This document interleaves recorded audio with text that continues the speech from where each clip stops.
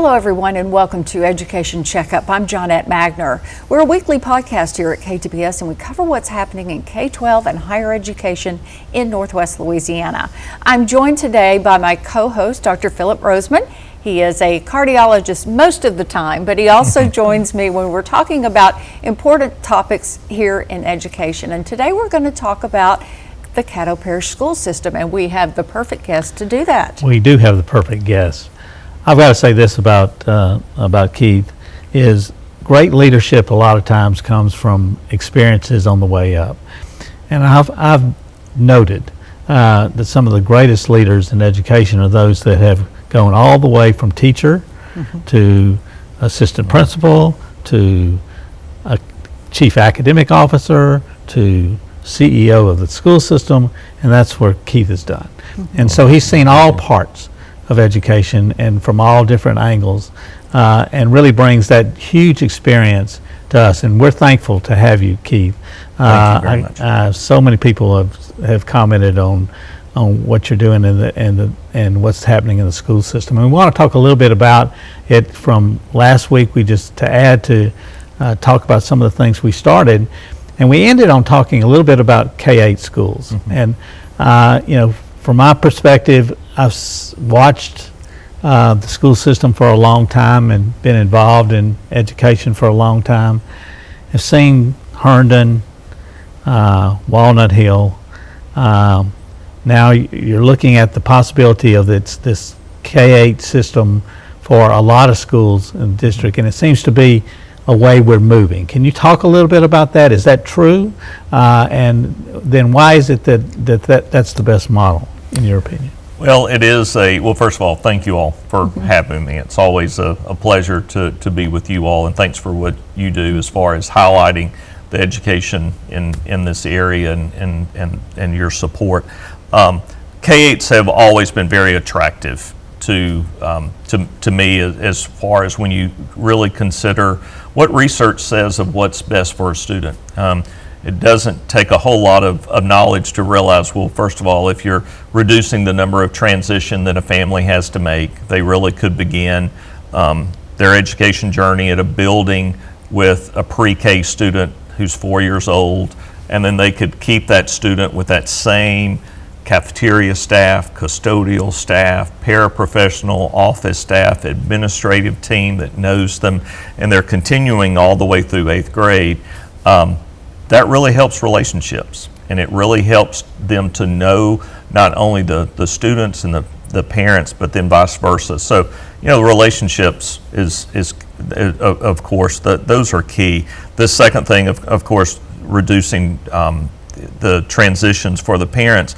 But the other thing is we have plenty of buildings that can be very easily transitioned into a K-8 facility. Many of our buildings, just like J.S. Clark, was at one time a middle school. And so it was an elementary recently, and we're converting it back. You look at Donnie Bickham. It's a traditional, has been a middle school in the past, but it's perfect as far as the construction, the land around it. It could easily handle that facility. And so those are the reasons why it's allowing us to, first of all, better utilize resources. It's allowing us to ensure that we are providing less transitions for families, building relationships. So it is something that we're looking to in the future. One of the things that we do as you add K-8 is this idea of the middle school child, instead of being kind of the nowhere to go or nothing to do, becomes sort of a helpmate or a mentor for some of the elementary schools. And I've seen that, I think, in DeSoto and some of the other places, but those kind of things seem to be things that, that really do make it more of a family-like, and being in the same school for that length of time and not having parents to go to 2 or 3 different schools to pick up their kids, it's got to be a huge. Yeah, I think it's important to give those experiences where elementary kids are visiting the middle school side of the campus and seeing what middle school is like, where am I going, but also those older students, as you said, able to come in and read and tutor and mentor and really help those younger children. But then we also want to ensure that we are providing enough separation so that middle school student is having a true middle school experience. Okay. You know, a middle schooler does not want to be sitting next to a kindergartner in the cafeteria. It just doesn't work. So we want to make sure that they have not only the clubs, not only the dances, the athletic opportunities, the musical, the drama, all of those experiences that many times really give that identity to a middle school student. We want to make sure and provide, but again, in a way that's very efficient with the experience.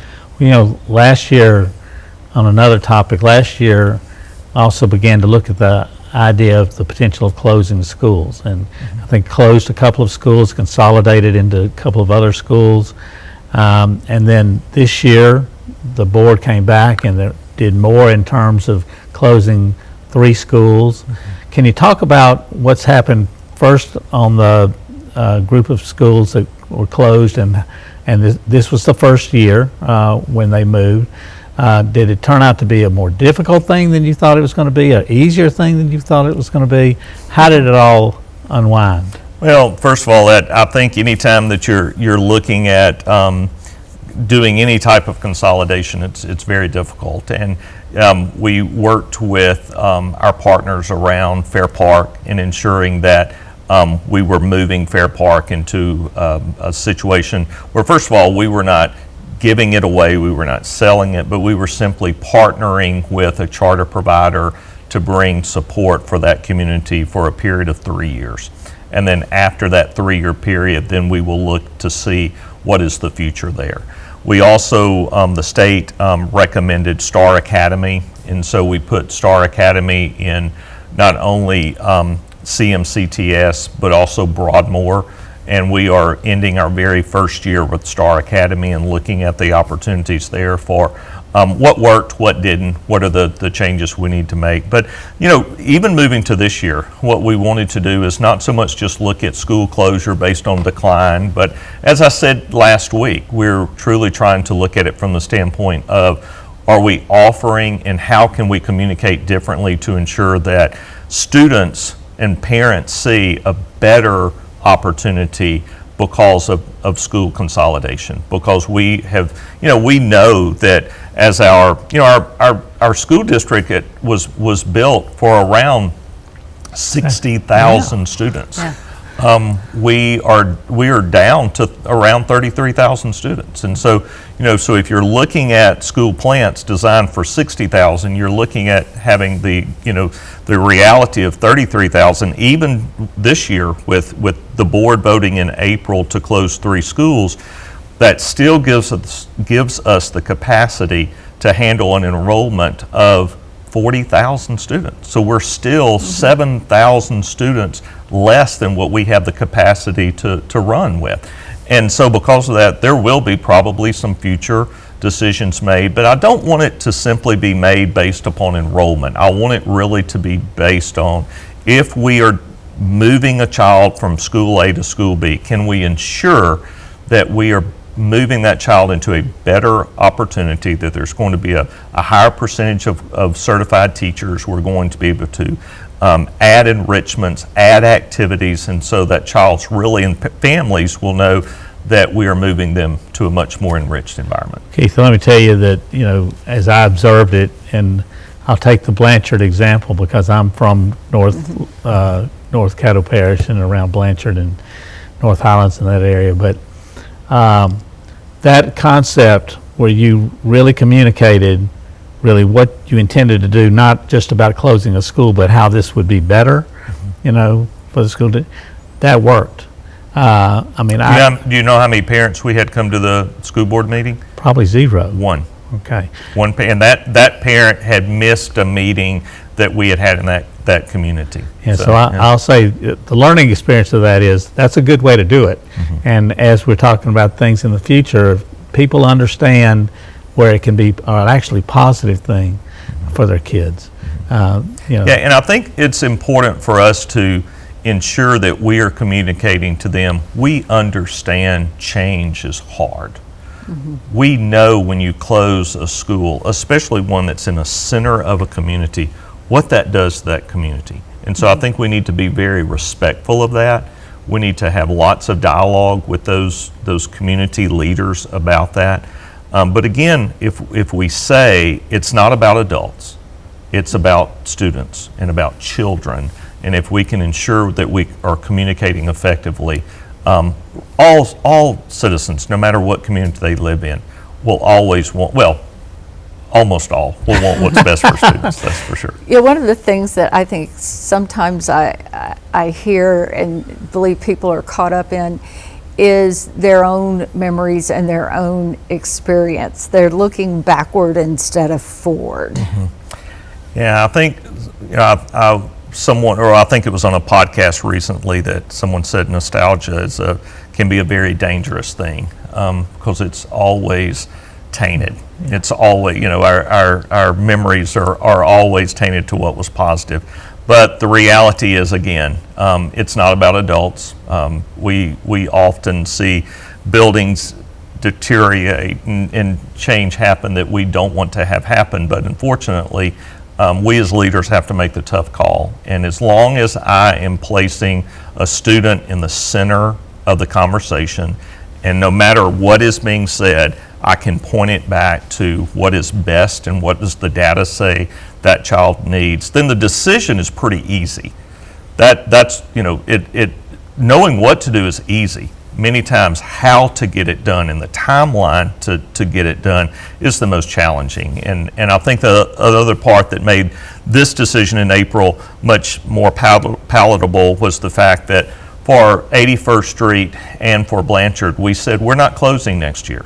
We'll give you a year, and then after that year, then we will close. So it gave a little bit of time for the communities to help us work through what to do with those buildings. And another thing, which we don't often see with government leaders or government bodies that have to say positive for the school board here on this, is that they came together, decided on a plan, and all supported each other. And it wasn't divided up into this part of town or this part of town or this part of town, but it was a different way, and it was a good way to look at the way leadership in government bodies might take a lesson from the school board here and what they did. So I was very impressed. Yeah, I think the three votes were 11-1, 10-2, and 9-3 for those decisions. Wonderful. So yeah, that was incredible. What going to Blanchard, the elementary school is always going to be moved to Donnie Bickham's? That's correct. Donnie Bickham, we have seen that community. The data is very clear that it's growing, not only through the expansion of I-49, but if you look at the residential growth through new homes that are being developed, new apartments that are being built, new buildings, commercial buildings that are being built, we've got to get ready for that. And we know that Blanchard Elementary, it was built in 1948. We had to move the 4th and 5th graders off of that campus many years ago simply because we did not have room. And we did not want to add on a wing to, a building that was built in 1948 because you just get to a point of diminishing returns. And so because of that, we had room at Donnie Bickham at the time, and so we moved the 4th and 5th graders over. And so in talking to the members of the community, talking to Donnie Bickham staff, Northwood staff, Blanchard staff, we really made the recommendation that building a new wing on the back of Donnie Bickham, creating that as a K-8 was the way to go. And of course, no one wants to leave a K-3 school because it's small, it's intimate, they have great relationships. But again, after sitting down, having conversation with the faculty, it was well received. I want to switch a little bit to talk a little bit about, again, we talked last time a little bit about the improvements concerning the Nations Report Card and what we're doing with literacy and mathematics. And a lot of that had to do with success as it relates to having mentoring and tutoring and all of that to catch kids up. I mean, that was an incredible effort done, I think, in Caddo, Bossier, all over Louisiana. But those funds aren't there anymore. And I just wondered how you as a school system are dealing with that, and can you replace it? Can you figure out how to continue to have that resources to do that? Yeah, I think the key there is, first of all, let's not be, when you're having to tutor and work at the very end, it meant that possibly you didn't utilize the time on the front end as effectively as you could. And so what we're trying to do, even though we know we still will always have to have some remediation periods and time for high dosage tutoring, we're really taking it back to ensuring that we are preparing our school calendar, where we are providing as many blocks of literacy and numeracy. One of the things that we did several years ago is we double blocked mathematics in middle school, and that showed a tremendous response. And we are fighting right now on the budgets as far as what to cut, what to add. And that's one of the things I'm putting a stake in and saying the data is very clear. Even though this cost us as far as adding more teachers, it paid dividends for us, and we need to make sure that we continue to prioritize that. But as far as the growth that we saw not only in our district but around, it was simply because of how we're utilizing time, what materials are we using. It went back to what are we doing with those materials and time, how are we teaching, and that goes back to that back to the basics approach that's embedded within the science of reading and the science of math. And the last thing is building that expertise of teachers, ensuring that we are providing them with that not only the just professional development, but the peer mentoring that teachers need many times. Because if all three of us were teachers, and Dr. Roseman and I are struggling with our class, but Johnette, you're just making extreme gains. We need to find out what you're doing. And so being able to sit in professional learning communities, look at student data, be able to have that time to share time in each other's classroom, that's what's going to make the greatest difference. And you talk so much now about data, and I don't remember that being as front and center and used a decade ago as it is today? Well, I think many times, we had tests, we had the data, but many times it was not timely. And so now the data we can almost get within a couple of days, where before it may take us months to get. Right. Another thing that we've not mentioned is the impact of third grade retention, because the state has made it very clear the fact that if a child is not meeting that reading guideline that established, if they're well below their reading level, then they must be, not should be, they must be retained in third grade. Now, there's a whole section we could spend up on, is third grade the right grade? I personally think it needs to be earlier. I think third grade is really too late. But the law is third grade. What would you have it be? I would have it be in first grade. I think it needs to be. If we do not address it during that time where literacy functioning and foundations being set, then third grade's too late. And holding back in first grade is probably not quite as traumatic as holding a child back in third grade. That's right. Yeah, it really there's a lot of research that even shows that there's a lot of tie between retention and dropouts. There's third grade to me is, if we must do it, we must do it. But I really hope the state in the future really looks to an earlier grade. And if we do it, I think there has to be a strong thought process from teachers about recognizing those kids that are struggling, and being able to find them early enough in the first grade, like you say, in the first grade. Well, but we're providing those same reading screeners in kindergarten as we are in third grade. So we have the reading screeners that we're using at 3 times in the year, in the fall, in the winter, in the spring. We could have that data again, not only from kindergarten coming into first, but we would have it 3 times within, so that the teacher's going to have the quality data. Yeah. And so then we could go back, provide them with that that just intensive literacy instruction that's needed. And then once we find that student has reached that level of proficiency, they just soar. Many times in third grade, that's the big transition where I'm not so much learning to read, I'm reading to learn. Right. And I'm struggling not only with the depth of content because so much of it is new, but I'm also struggling because I can't decode it. I can't comprehend it. So that's why I'm a huge advocate of ensuring that we're looking, hopefully in this state, at doing that as much earlier. I want to ask you a question that we've never talked about, but parents talk about it all the time. Holding boys back. I've had many a friend who has said, my son I started him in kindergarten and first grade really young, and he's struggling, and I wished I'd held him back. Talk about that process. Yeah, I was as an elementary teacher and elementary principal, probably guilty of encouraging those families who had that immature male to probably hold them back because of the fact that many times when you looked at, and I've not looked at this research in a really long time, so please don't quote me. And I'm not. if I err on this, please, forgive me.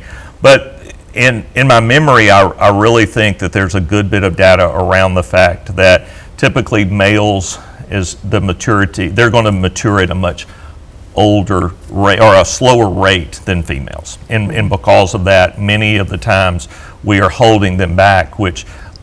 Is it a good thing? I don't necessarily know. I would always ask, what is the academic reason? Are we holding them back because of a behavioral reason or a maturity issue, or is it academic? To me, it's always in the past when I've had to encourage a family or participate in a committee that's making the decision, I ensure that there's at least two of those issues that are driving the conversation, not just one.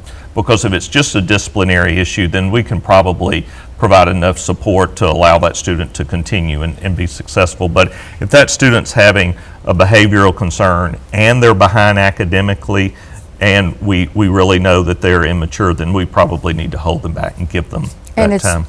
Boys by and large. Yes, boys by and large. And I've had to tell some dads who have wanted to hold them back because they've said, they're just not big enough. We need that year to grow. I have to encourage them to say, but our job at a school system is not to grow athletes, is to grow, student athletes, and we're going to put that student first. So, yeah. Well, one last thought. Johnette ran a series of newscasts right after the pandemic, basically talking about amazing numbers in terms of kids not being truant from school. And by and large, I thought, well, that's going to go away, with the end of the pandemic. But it hasn't completely gone away. And so it's hard to learn, it's hard to teach when child's not there. Any thoughts about or things that y'all are doing? Yes, lots of things, and I'm probably going to run out of time, so tap me if I do. One of the things when I quickly met with principals and teachers, staff members, that's one of the things they said, Mr. Burton, we need help with. We need help with chronic absenteeism, those that are habitually late and tardy to school, and those that have these extreme behaviors. And so one of the things that we're doing in Caddo Parish next year is, first of all, I'm placing a behavior interventionist into every school that needs one. So it's not going to be a behavior interventionist that just comes by and coaches every 2 or 3 days. They're going to be a part of that staff. The second thing I'm going to do is totally reset that positive behavior support program that we have in the schools, not just around behavior, but around attendance. Are you there? How are we incentivizing a student to be at school? I'm also going to place a behavior specialist at those schools that need assistance in that area, because you said it, if a student is not at school, then they're not going to learn. And many times, not many times, if it's an elementary or a middle school truancy problem, that's a family issue. That has nothing to do with the child. So our attacking the problem is going to be a root cause analysis of what's causing that family to miss school. And it does us no good to send a child in elementary or middle school to juvenile court if the family has an issue. And so we are building a whole support system around the root cause of why that child is not coming. And instead of sending them to juvenile court, we will send them to the Harbor, which is a intergovernmental support location in Shreve City, where they're basically going to come, they're going to sit in a room full of professionals who are going to ask, what is the issue?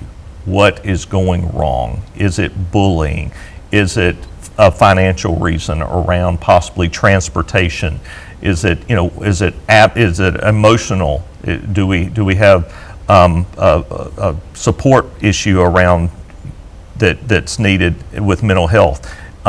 Do we have an instructional concern? And I will have professionals around the table who are able to immediately address any of those concerns. And so we are attacking it with people, we are attacking it with changing our systems, and we're attacking it by reinforcing through incentives and support at the school level, making it a priority.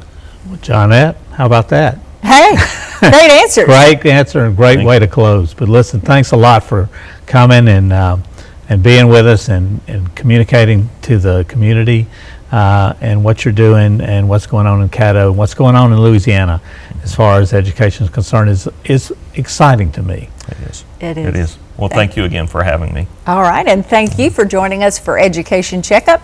You can view our other podcasts anywhere that you listen to them or go to our website at ktbs.com/podcast. Have a good day and be sure to join us next time for Education Checkup.